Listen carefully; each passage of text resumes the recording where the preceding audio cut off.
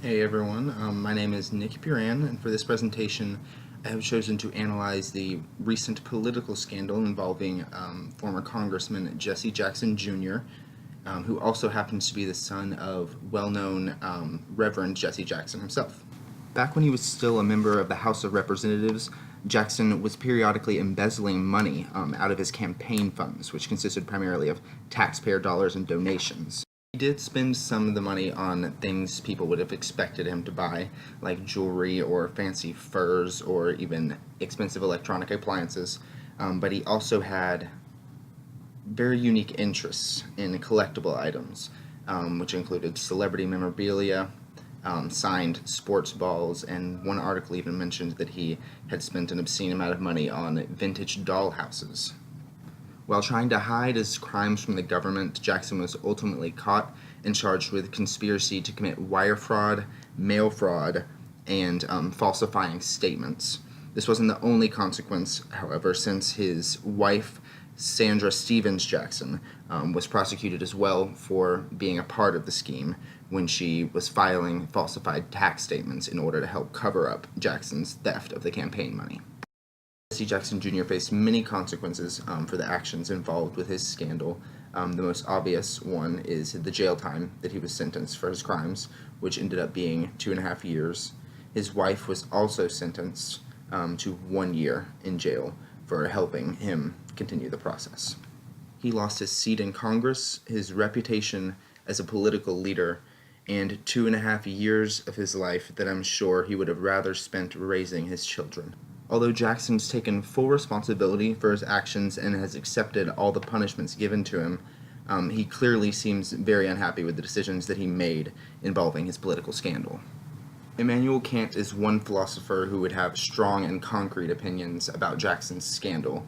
To see what Kant would have thought about the situation, we'd need to use his two iconic decision-making tools. The first thing he'd do would be to determine whether or not Jackson's actions would be okay for every other person in the world to do. Committing fraud and essentially stealing money are already harmful acts just by nature. If everyone else were to act as Jackson did, there would just be no avoiding a disastrous outcome. Kant's second decision-making tool is to be sure that everyone is being treated respectfully and that no one's being used as like a means to an end. Jackson and his wife both showed almost no respect for the donors and taxpayers that had filled up the campaign funds by taking that money and using it for themselves. Since Jackson's actions would have failed both of the decision-making tools, it's easy to say that Kant would disagree with his choices and would see him as a very unethical person. The main thing that I concluded about Jackson's leadership and ethics ideals was that he severely lacks character. Integrity was probably the one character trait that he lacked the most, as he let the taxpayers and donators believe that their money was going to one place, while he was in actuality turning around and using it for himself. The other character trait that he performed in the worst was temperance, which involves controlling temptations, pleasures, wants.